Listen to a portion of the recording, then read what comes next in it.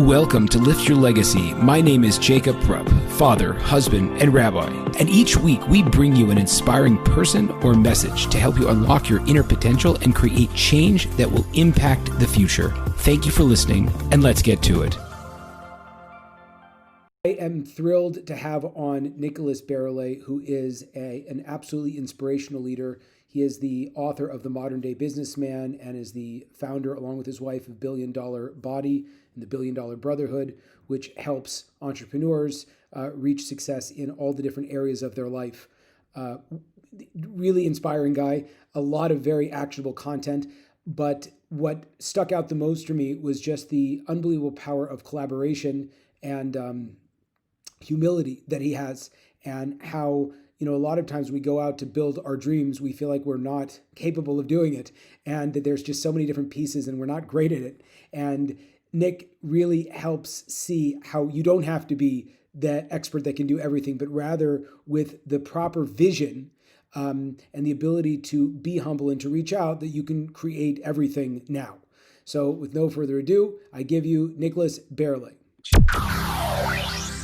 I am thrilled to have on Nicholas Bayerle, who is the founder and CEO of $1 Billion Body, which is I think you could call it a lifestyle brand, helping modern businessmen work on their faith, fitness, finances. I'll let you talk a little bit more about it. But what's so exciting about having you as a guest is sort of your own personal transformation story, and how you were really confident to build this brand to sort of reflect all the different aspects of your personality. So maybe if you could just, from a very high level, I know it's hard to put, these all this experience into a couple of sound bites, but how did you get here? How did you start? Where is it now? Yeah, it's a great question. First off, I appreciate you for putting together this interview and this community of people. I remember when I was 60 pounds heavier, which I'm sure we'll get into, I didn't just have a Facebook ad or a podcast for someone to tell me how they overcame it, that were going through the same struggles as me. All I had was either you were motivated and you didn't know what to do, which was me. I thought I couldn't change my situation. I thought I was fat forever. And then you had people that knew things, which is more nowadays, and they don't do them. These are the people that they know way more about health than anyone else, but they don't go to the gym at all because they can't get themselves to apply the same things. But my life was transformed for the negative in one moment. Probably talk about that as well. People stick to the very end. We'll make sure to hit that. And it was also changed for the positive in one moment. I just want people to know that people are listening right now. If you show up, which 50% of success is just showing up, and stay to the very end, there's an opportunity that we could create those moments as well in their life. They're very simple, and they can take them and create them in other people's lives as well. So first off, I just want to honor you for creating a space to be able to get good transformational information that isn't just theoretically gone through, and it's not just taught through failure, but it's something that we've actually all done and accomplished, and then I'll bring it to other people. So as we were talking about earlier, I was 60 pounds overweight. I graduated high school to 1.8 GPA. I went to summer school every year. It's the only reason I actually passed. I didn't have a girlfriend for 7 years throughout that whole process. Didn't date anyone throughout all of high school, even years afterwards. And even when I did lose the weight, attracted my ideal woman into my life and got married at 20. My wife was 18. We've now been married for over 8.5 years. My son's 10 months at this recording time.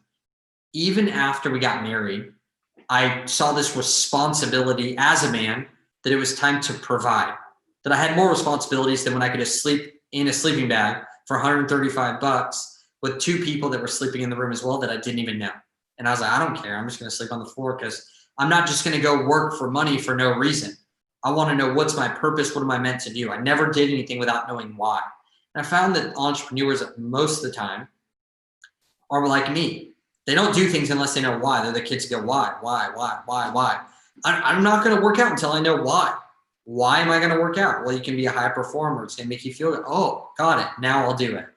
Why am I going to go make money? But just to go buy more things and keep having to work more so that I can buy more of these things. I'm like, what if I just don't have things and I have time and I can figure out what I actually want to do? When I got married, totally different. My wife wasn't going to sleep on the floor. I had this responsibility as a man to go out there and be like, I'm going to go provide for my family. And I failed. And the only way I didn't know what I did want to do in business, but what I did know is what I didn't want. I didn't want to be away from my wife. So we couldn't work 2 jobs because of what's the chances we're going to work at the same place at the same time every day with each other. So the only thing I could think of was start a business. Pro athlete was too small, not going to happen. So I went out and launched the business and I failed. And throughout that process, I realized there was 3 areas in a man's life that they cannot outsource. Meaning, you could probably have someone else run this podcast, or they can edit the podcast for you afterwards. Maybe you need to be here, but you don't need to edit the podcast, and it doesn't change your life if you don't do it. Yet, how often do we have guys that go, oh, I'm going to go get a trainer. I'm going to get a nutritionist because I don't need to know anything about that. I just want an expert to tell me what to do. The problem with that is that often we never transform and level up. Like, no one's going to have sex with your wife for you, so you should probably get pretty good at it. No one's going to communicate. You don't want that to happen, even if someone would. Yeah, that's not the thing that you want to have. You're not going to outsource that part of your life. You're not going to outsource the connection with your wife. You're not going to, buy her a boy toy or something like this. And I'm talking from men to women right now because I'm married to a woman. You can do this, flip this opposite. No one's going to eat for you, drink for you, breathe for you, sleep for you. You can have someone help you with the plan, but no one's going to do it for you. No one's going to lift the weight for you. And no one's going to cast the vision for your life for you. And when I look at a business, if you want to do this really slowly and go back and listen to this, you got lead generation, lead nurture, conversion, deliverable, retention, resell, upsells, the main ways that you make money as a business. Without those, the business will fail. I love knowing that because I want to know what are the things that no matter what I need to do in a business to be able to have a business that actually runs, like filing taxes. Probably should do that. If that's a piece of the business I want to know. Also, my life, I want to know to be successful as a man, what's the things that I know that I have to be good at? And I started realizing those were the things. So the first company I launched was helping men lose weight, businessmen only. And I created this community of men that wanted to lose weight, that wanted to be fit and healthy because it was the thing that I had done. And I realized that I had failed in all of these areas. And then I didn't have to be perfect. I could bring in the best people in the world to teach on these areas. And that's where I launched the 3-Dimensional Businessman. That's where I launched my best-selling book, Modern Day Businessman, all from this concept of being 3-dimensional, prospering health, wealth, and relationship, that you cannot be a modern day businessman without prospering and valuing these 3 areas, consistently growing in them. And our goal is that through the example and the transformations that we create in men and their families, the cities, the states that they're in, the countries that they're in, that we'll actually take this ideal and consult every major world leader on how they should run their country. Because of the prosperity that we create in the home.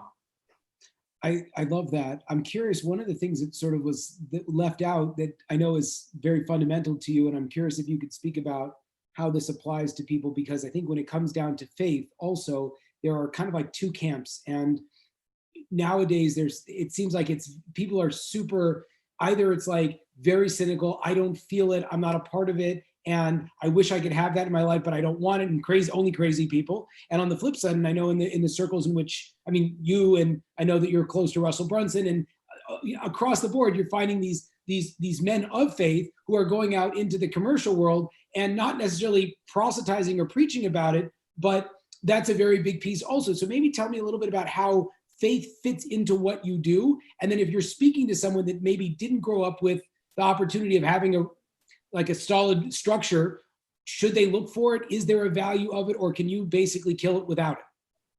Cool. So I'll work backwards in the question from how it affects me and how it's in our business and how it affects others.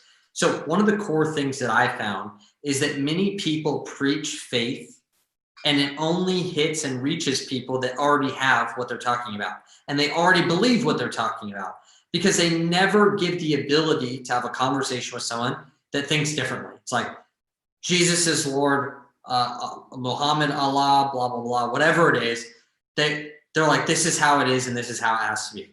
That's great. That's what you have to believe, right? You have to believe in business that your product is the best as well. But if you just run around in circles saying, my product's the only product and it's the best product, everyone's going to go, okay, dude, chill out. Like, this is like the guy in network marketing that doesn't want to talk to people.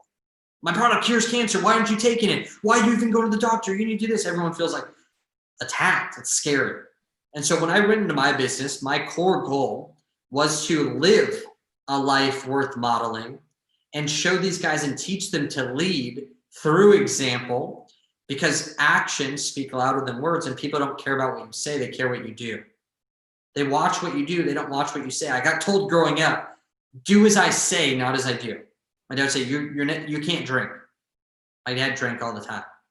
Dad, can't smoke, you can't do this, don't do this. And he did it all the time. Which example am I going to follow? Luckily for me, I was never into the things that my dad struggled with. I had different struggles in my life. Yet example is the biggest thing. So when guys come to me, and let's say faith in my life, which I'll get to in a second, they go, because of the life that you live, because of the fruit that you bear, because of the relationship that you have, because of the way you go through life, I want to know what you got. How? But it's built through a foundation of trust that we've built through leading, teaching, and living the life, and not being like, hey, if you don't believe this, or if you don't do this way, then you're not allowed to be a part of what we do. No, we live out the principles and fruit. They get to tap into that as well, because principles of faith work for whether you believe in it or not. It still happens, right? If you jump off a building, believe in gravity or not, whatever you call it, you're going to hit the ground, like whether you believe it or not. That's fruit. You get to see the fruit of the law and the principle. Spiritual principles work the same way. Second thing, how does it work inside of our structure? We put it in the health category. People say, well, no. Like my relationship with God is number one, not my health. Yeah, I get that. Inside of health, you have mental, physical, spiritual, emotional. So we actually have a test. When people go, let's just say when they grab my book, Modern Day Businessman, we talked about this, nicholasbayerle.com/ebook. I have the digital version for free. Go to Amazon and see that it's like $7 or $11 or whatever. When they go there, on the next page, there's an application. In the application, when people jump inside of BDB Club, which is our entry-level program, inside there, they take an assessment. This assessment grades them on how they're doing in health, relationship, and business. That's the order of importance we put. After me coaching 600 men one-on-one, I saw that that order was the most prosperous. Inside of health, though, is mental, physical, spiritual, and emotional. So the spiritual health is inside of the investment inside of yourself. So that's where we put our faith category. That's why for me, it's not faith in God above all these things. No, it's built into health, because without that, you don't have the health. When I was 18 years old, now getting to how it fits into me, I had never been to a church before. I wouldn't say that I didn't believe in a God, but I just never thought about it. Like I don't know. I thought church or something like that was something that the women went to and the guys stayed home. I remember being in second grade, someone said, are you guys Catholic or Christians? That was like the only options, I guess. And I said, I don't know which ones drink, because my family drinks a ton. So they're like Catholics. I was like, we're definitely Catholic then. So I told people, I was like, I'm Catholic, I think. I had this thought of what a Catholic was. I was like, it's kind of like the rebels that aren't these goody Christian guys. Like, that's what I thought. So at 18 years old, I went to a church for the first time by myself. I had a life transforming experience that changed everything for me. My heart, everything. I became a completely different person. And I spent the next couple of years going to Bulgaria, Turkey, Greece, France, Scotland, London, South Africa, Mozambique, Mexico City, all serving the poor, going to the craziest places, getting guns pulled on me, just serving people. That's weird for someone who didn't care about anyone else before that. So when I saw that transformation in my life, that's what gave me the fuel. That's what transformed the health. I was overweight, got fit, got a six-pack, didn't care about life. I still was searching, looking for something. There was something inside of my personal health, not in the physical, not maybe even in the mental, but in that spiritual space that was affecting the emotional, the physical, every single piece of my life. So without that, I was still missing a gap. The way we communicate is we put in the health sector, and the way that we communicate it to the masses is through example, not just through audible speech. And I get a lot of crap for it. I could sit here and be like, hey guys, just so you know, this is the way that it is. But that's not even what I preach in business. There's a quote out there that says that if you say it, you could be wrong, but if they say it, they're always right. Meaning that if I say the number one priority you need to have in life if you want to be successful is health. Great. Some people will be like, yeah, I believe that too. I'm healthy. Well, I don't need to reach more healthy people. I'm not trying to get these successful, healthy, perfect people to come into my community. I'm trying to help people that want to grow. But there's a reason why they're not focusing on their health. And if I just tell them you need to believe in this God, or you need to believe in this thing, they're going to go, maybe, but they don't believe you because you could be wrong. They're not going to trust you, but who do they always trust? Themselves. How do I get them to believe it? Through my example and through telling stories. Be like, hey, this was my life, and then I experienced this, and this is what happened afterwards. So that's what worked for me. And people are like, how do I get that? So I lead by the example. I tell the stories. That's how I do it in our business as well. Like, hey, like you may not think that being three-dimensional is the number one way to build the most impactful business while not sacrificing your personal life. Yet when I tell the story of how it's happened over and over again for me and these other people, people are like, huh, this is interesting. I want to see if this is the right thing for me. And I always lead by the example, the story. And rather than telling people what they should believe, I tell the story that gets them to believe what I would normally tell them without ever telling them, and they think it's their idea. Outstanding. One of the things that's very interesting, and again, you were married at 20 and your wife was 18. So even if you're not yet 30, but you've got, almost a decade of marriage under your belt, it's interesting as you build out your brand and you work with more people. One of the common themes that a lot of people who think to themselves, I want to build, again, the word is a lifestyle brand. I want to build something that's uniquely me. It's not a dry cleaning business per se, but it's a part where I'm able to take myself and my family and really go out there and serve in all of the different areas that matter to me. A lot of times people get imposter syndrome. A lot of times people say, well, I'm going to be talking to a 50-year-old dude, that might have all of these different things or different life experiences. How have you navigated that could it be, call it, does that come up for you, like the imposter syndrome, or that this worked for me, I don't know if it's going to work for you? How have you been able to effectively enroll clients that might be in a lot of different areas, older, wiser, more successful than you? Yeah, so there's two different things. Number one is I know where I'm going. So I have no fear of what people think about what I'm doing. I care about what people think. So I don't want to throw that off. Like that's something that I don't think anyone who's wearing clothes and is up to date with style doesn't care what people think in some capacity. Even people that are nice don't want to be like, man, I don't want to be rude to that person. They care what people think. Yeah, when it comes to promoting my message, if I get a hater that doesn't like it, I already know where I'm going. I already know I'm going to get there. Who helps support that? I don't know. But I know that it's a numbers game, and certain people will because I've already seen the beginning from the end. I already know where I'm going. So I don't care. People listen to this and they're like, man, like I could have wore a suit and I would have looked older, but I'm wearing my friend's hoodie right now. So it makes me look younger. I could shave this off and it'd make me look younger, but I have it on. So it makes me look older. They may look and they'll judge and they'll say whatever they want. There's a certain amount of people that will not care about what I have to say, which they're probably not listening to this podcast. There's certain amount of people that love what I have to say. And there's other people that'll judge and be like, this guy's probably young. He acts like he knows it all. How much money has he actually made? Whatever it is. And no matter what, those people, it'll never be enough. Right? If I say, oh, we've done $100 million, they'd be like, oh, okay, but it's not a billion. Like he's not a billionaire. There's always something like that. So number one is knowing where you're going, tapping into where are you actually going and who are you? Because that's what gives you the feel to play the numbers game. When they say success is a numbers game, sales is a numbers game, I never knew what that meant. I hated that until I realized now, I'm just speaking our message. A certain amount of people connect with it and a certain amount of people buy. And I don't care who they are because I already know we're going to make it. And I know a certain percentage will buy. And that gives us leverage because if people feel that you need them, they'll never want you. But if they feel like you don't need them, they'll always want you. So weirdest thing, sales. Like in sales, if they feel like you need them to buy, they'll never want to buy from you.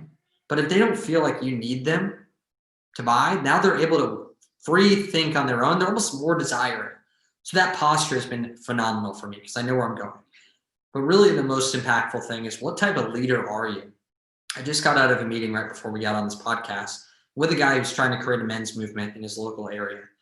And I don't believe in this whole people getting all butthurt about competition and stuff like that. I'm like, dude, I don't care, whatever. Like take everything we've ever done. I don't even mind. Whereas other people kick people out of their community, all this junk.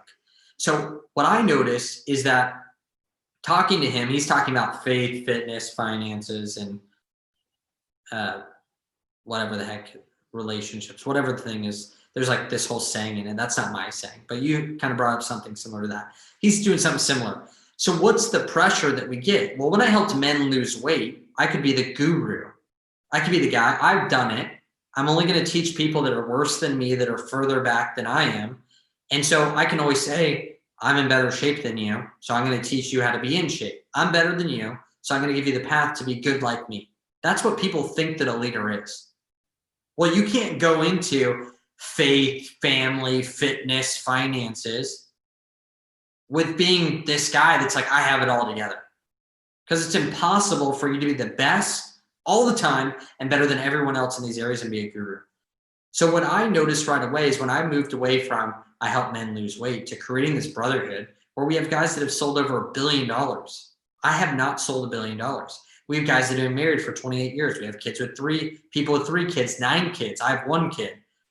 People that are older than me, people that have made more money, people that have closed more, people that have worked with more people, people that have more employees. How can I teach all these people and build this valuable community where I'm not the ceiling on the community, where no one can be better than me? Well, the way that I did that is I took me out of it.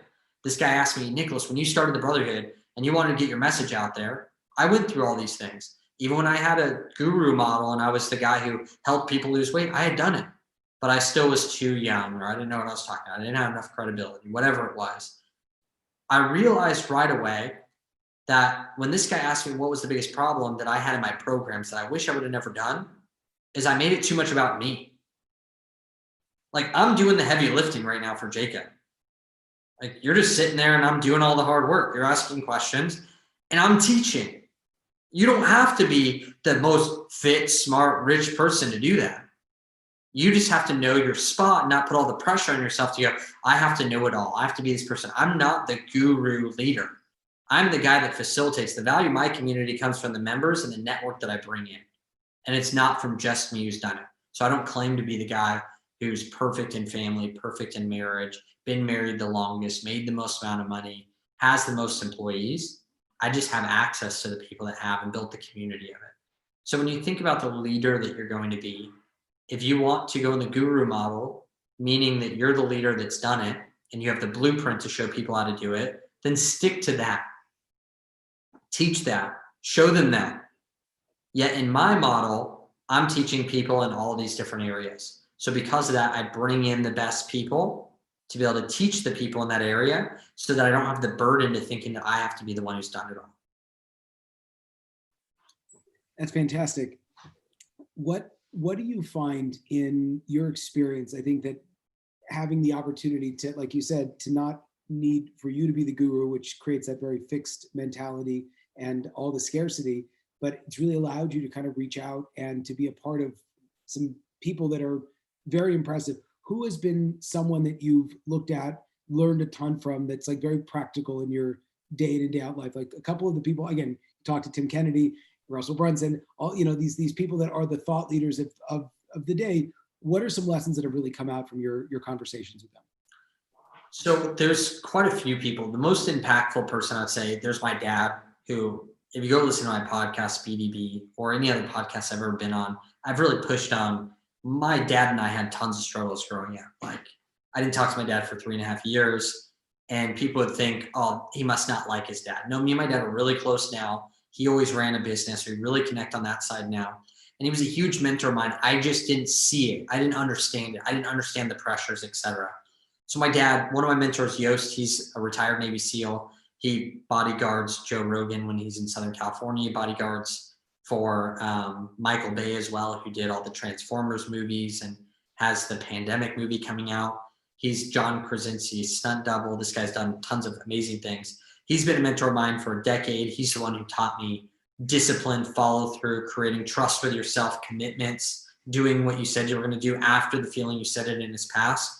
Those are people, when I look at high performing people, this is why I love being able to interview people just as you're doing right here, and why I brought in people like Tim Kennedy. Has he built the biggest business ever or made the most money or knows how to sell from stage? Probably not. I don't know. But just the way that he's been a high performer in life, there's things to take away from each one of those situations. So I love to look at people's life. So I love professional athletes. I've read biographies, autobiographies. I just want to see the inside scoop of how they lived life, not just what they showed. Because everyone's going to show their best stuff. I want to see, what did they do on a normal day to day? So when I got to know Russell, I wanted to see, how do you live life? I'm interested in how you do life. So for me, I learn from everyone. I learn from my son. I learn from everyone around me. But I choose to look at athletes that I'm inspired by, and I want to see, how do they do life? And then I pick up tactics and stuff like that from other people. But as you said, Russell. Jay Abraham's been a great mentor to us. My mentor, Yost Jansen. Cole Hatter's been a huge mentor to me as well. Phenomenal guy. But what I found is that you learn from people that you trust. So first, I want to see who is living the life that I want, who's doing something that I'm inspired by, and then I'll learn from them. But I don't want to learn from just the smartest guy, because he may not be a guy that I like or a girl that I like. So I'm always looking for who's the person I trust, and then I want to learn from them. That makes sense. And I'm sorry. yeah, I consistently am looking for. I remember this one guy told me, he said, Nicholas, the best mentors aren't the ones that failed, because there's people out there that fail and they don't do this, don't start a business, don't get married. I got divorced, it was terrible. Okay, great. That person failed. There's some value from that, but that's not who I mainly want to listen to. Then there's people that just succeeded. They just had it easy. They were super talented, didn't go through the struggle. That's amazing, but there's a lot of athletes out there that don't become great coaches. They're just very gifted, phenomenal, but they don't really know what it's like to not know how to do that. And then there's people that struggled immensely and they overcame it and they succeeded. And those are the people that understand the struggles. And this is why we built our health company so big when BDB was just a health company, is that I struggled with my weight. And because I not just struggled, I wasn't just some fat dude walking around saying, love yourself. I was a guy who struggled, overcame it, and saw the fruit of it. I wasn't the most fit person in the world. But see, people, not everyone can relate with six-pack abs or 7 figures or 8 figures or 10 figures or whatever, but everyone can relate with failure. And when you failed, it's the relatability piece that gets people connected to you. And the reason they listen to you is because you actually succeeded on the other side. And I'm always looking for people that had the struggle. They're willing to admit it, but they overcame it. Because for me, I had the struggles. I was 60 pounds overweight. I couldn't find a relationship. I couldn't build the business. Those people that can relate to that struggle and they found a way out of it, those are the blueprints I'm looking for. Fantastic. In the short time we have left, this was really, really insightful, and I appreciate it very much. I wanted to ask, sort of as a final question before you tell people how they can find you and what you're working on. You see this polarity in society where either the people are like totally checked out from what's going on, or people are so enmeshed in the political situation, in the pandemic situation, that it's like it's become an identity of panic and negativity and distraction and all these kinds of things. And I'm curious, for the people that find themselves deeply entrenched in the suffering of the world, what would you say to them to help them take a little bit more control over their life, to kind of tune out the noise a little bit and to get on the path that will get them somewhere that is good for them?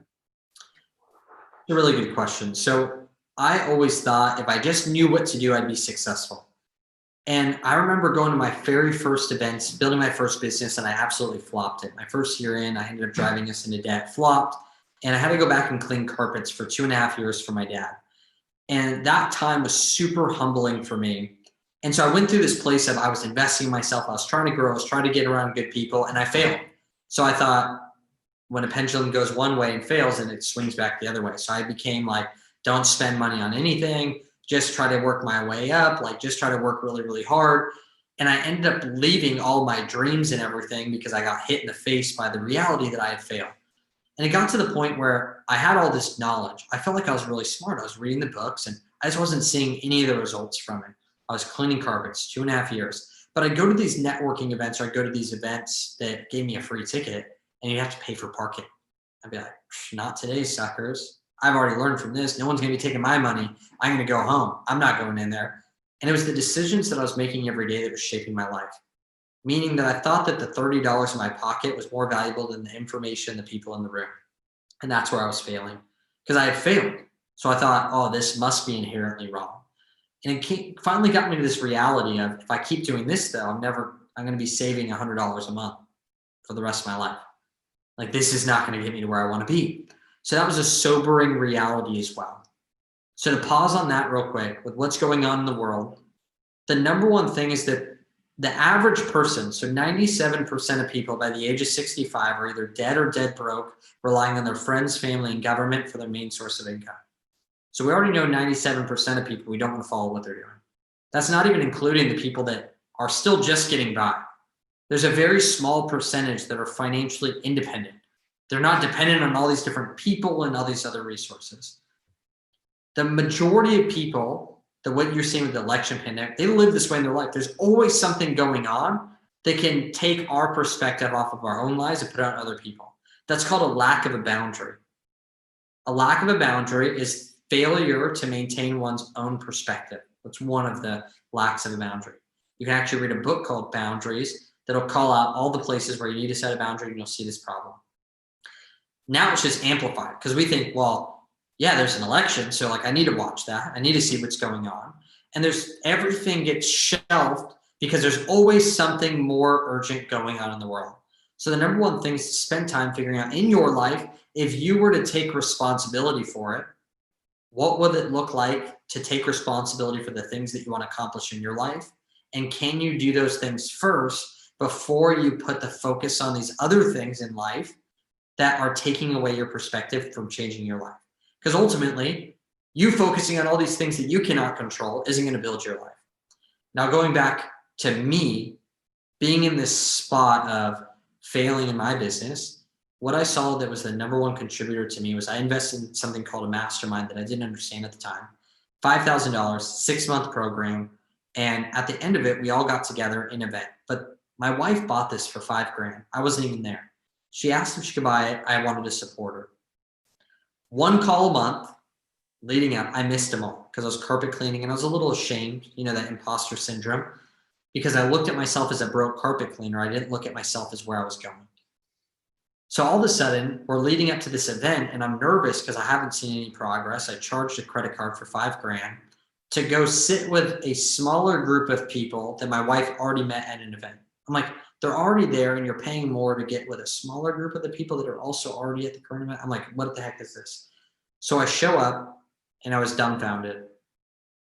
People believed in me. They believed in what we were doing. They gave us insight on how we could improve it. They gave us access to other people and they gave us a social accountability and excitement.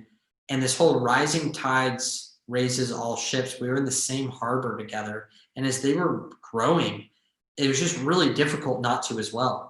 I had never produced $3,000 in a month in my own business before that day. We left there, we did over 20 grand that month. We have never had a not profitable month since then. And the number one thing that I would say in that, now I've created programs all around this whole concept and have refined it to men and three-dimensional businessmen to have this like-minded community. Yet inside of that, I've noticed one, success leaves clues. I'm going to continue to invest in this if it's causing me to grow. Yet right now, who are you surrounded with? Because I guarantee you, plus or minus 10%, your income, your divorce rate will come from your friend group. I'll just pull your friends and be like, how much money do you make?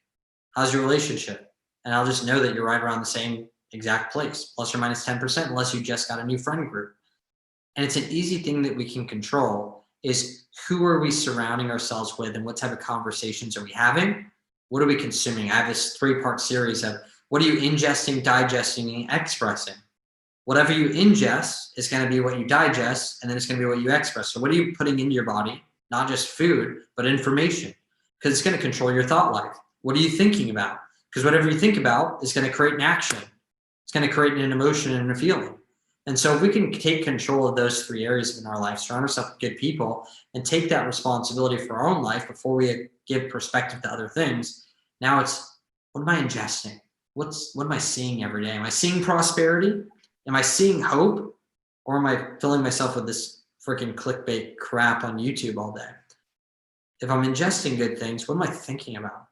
What am I contemplating? What am I chewing on, digesting, working through? What are your thoughts? Start being aware of them, and then it'll shape your actions. And when those are congruent, prosperity flows.